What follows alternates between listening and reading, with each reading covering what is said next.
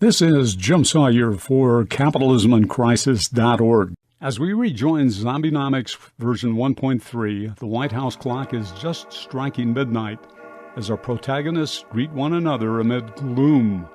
Donald Trump is firing all West Wing economists, Smith and Robinson included. They must be out by daybreak, or at the behest of an agitated president, the zombies risk being turned into raving wonks on Fox News. Before fleeing, Professor Robinson assesses capitalism's limp vital signs. Even as she informs Professor Smith, her research notes come from cocktail napkins she made at a D.C. bar frequented by political flacks. "Are you tracking okay, Adam?" she asks. "Even if you disagree, please say something." "Well, sure," chortled Smith, "but first, what's this napkin note that says, 'For a good time, call 888'? "Oh, just zip it," Robinson explodes. Following another profuse apology, Smith continues. "For the most part, you've won, actually, Professor Robinson. I'm now tracking your explanations quite well.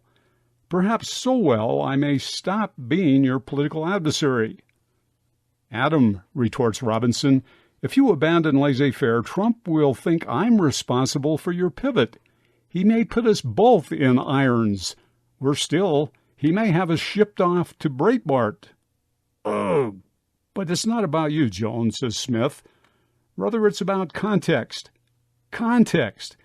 It's about understanding classical economic doctrine, any doctrine, not in isolation, but informed by actual human events. And because you didn't come on stage until 2 centuries after me, you've got loads more experience with economic events than I do. You're way better equipped to contextualize what's happening now." "Contextualize? Explain. Examples? Examples?" Robinson demands. Interrupting, however, a male White House porter approaches urgently with important information for the zombies. In between late-night Twitter posts and from bugs planted in flower pots, the president has been eavesdropping. "He's now yelling about a zombie double-cross," cautions the porter to Adam Smith. "You'd better savvy up. As for your female companion, she's the one he's actually holding accountable." Without blinking, the zombies rush to finish before daybreak heralds their demise. So back to context, Smith continues. "Some examples? Sure. Even some from outside economics. I've been reading research by Dr. Stephen Berzushka on smoking outcomes of American males compared to Japanese males. Turns out," Smith observes, "the typical American male smokes half as much as his Japanese counterpart, but dies twice as often from smoking-related causes." "Look at him," snarls Robinson. "We're 2 economists about to meet our demise, and you're panning research by a Seattle physician about Japanese smokers? This had better be good." "It is good. It is," emphasizes Smith. "You see, death from smoking isn't just about smoking alone. It's about context in which smoking occurs. American males are much more vulnerable to tobacco because, compared to Japanese males, they live in a much less equal society, and that impacts their overall health remarkably.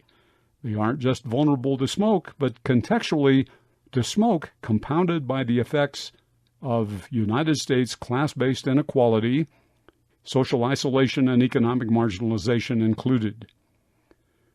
"Okay," Robinson reflects, "I'm beginning to understand why you find context so important. So let me get right to where I think you're headed. The significance for economics, apparently, is this. Doctrine-heavy claims about how the economic world is believed to work must be tempered by real-world context, by how doctrine actually performs, not how one merely wishes it to perform." "Gotcha," Adam Smith responds. "So let's see more examples, economic examples," Robinson prompts. Next, Smith delves into China. "Their economic growth rates once tripled or quadrupled America's," he observes, "but more recently, Chinese progress is sagging somewhat, and here's an important reason why. Early on 3 decades ago, China relocated massive numbers of workers from rural farms to urban factories. Growth soared. But once the really productive workers had been moved, turns out those at the back of the queue, productivity-wise, were not able to continue to make the same astonishing contributions. And so, asked Robinson? Well, simply put, says Smith, context changed in the shift from rural farms to urban factories. Chinese economic policies based on old rapid growth, rural to urban, broke down somewhat as massive rural displacement ebbed. The current situation calls for policy freshening, based not just on how Chinese leadership thinks its society should work, but upon how China's economy actually is working now. Then Smith asks Robinson, do you see parallels with the United States? Wow, yes I do, Robinson responds. So, to throw some light on that, next we should explore why laissez-faire came to crisis during the Great Depression and why fundamentalists were unable to accept fully necessary paradigm revisions. Good idea. But you know, Jones, says Adam, I can't help fixating on what's about to happen to us. Do you suppose we'll be sucked out of the White House through the ventilating system? Will my powdered wig be blown away? I'm not sure I could find another just like it. Calm yourself, Adam, Robinson cautions. Remember, we're zombies now. So, 1, probably it won't hurt much. And 2, screw your stupid wig if you don't mind me speaking boldly. Just then, the air conditioning switches on with a powerful blast. Is this it? The zombies wonder. To be continued. Stay tuned.